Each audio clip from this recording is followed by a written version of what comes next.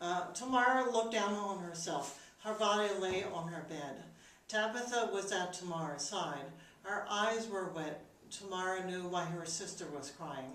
They were almost the same person from the same womb, from the same egg split into two. They were identical in looks, if not in spirit. They shared the same secret, that of tricking Judah. Zerah and Pharez were still living in Egypt with Judah. Tamar saw a well-built man, younger but no longer young, dusting sand from his hands. He must have been digging the hole outside. Tamar knew somehow that the hole was where her body would be buried.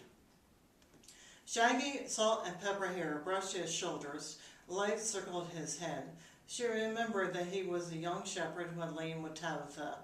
Tamar had met him several times when he was a boy, and his mother had brought him to her tent. Tamar came back to herself, opened her eyes, and stared at her sister. Tabitha looked down and said, "I'm past my bleeding time now, so there won't be a scandal." "Good," Tamar said. That was her final word. Oh wait, I passed my what? Bleeding time. Oh, Okay.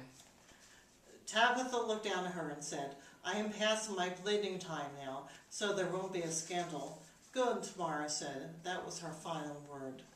Tamar took her last breath, or so she thought, but at death she found that she was breath. She was a gentle breeze sweeping from her mouth as her lifeless body was put in the ground. From the sky above their heads, she looked down and saw a small group of mourners.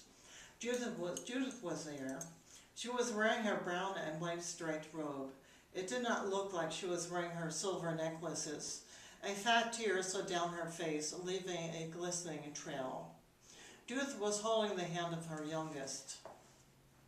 She was now old enough to walk and to understand that the woman she had known as Auntie was no longer with them. But Tamar was not sad. She felt like herself, only more like herself. She was in silence. Then she realized that someone else was with her, Aziz, her camel. He had gone before her. He had died in the last growing season. She had made arrangements to leave Azizi, the baby camel, to Tabitha, who had matured and was more of an animal person. When she was still living, Tamar had thought of Aziz every day. Now she felt a soft, furry breeze next to her. They were together again.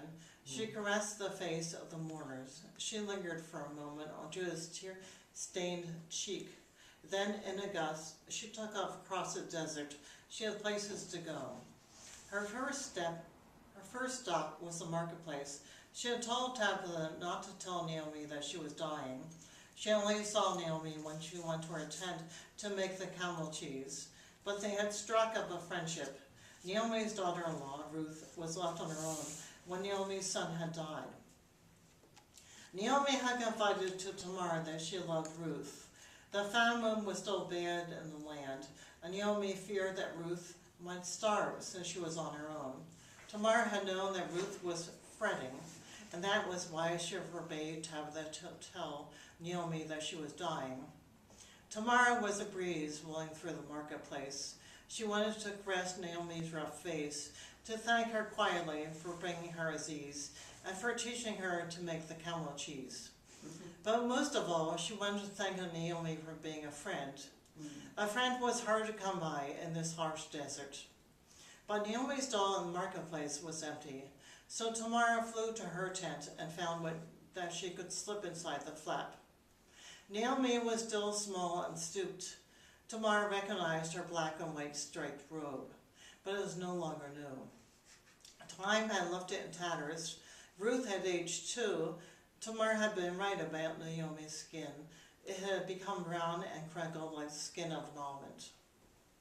Ruth was beseeching Naomi, "Entreat me not to leave thee, or to return from following after thee, for whither thou goest I will go, and where thou lodgest I will lodge. Thy people shall be my people, and thy God my God." The two women embraced. "I will think of a plan," said Naomi in a gravelly voice, "so that we can be together." The younger woman looked at Naomi with shining eyes. Tamar saw they loved each other as lovers. The two women began caressing each other so tenderly that they looked like they might create a daughter.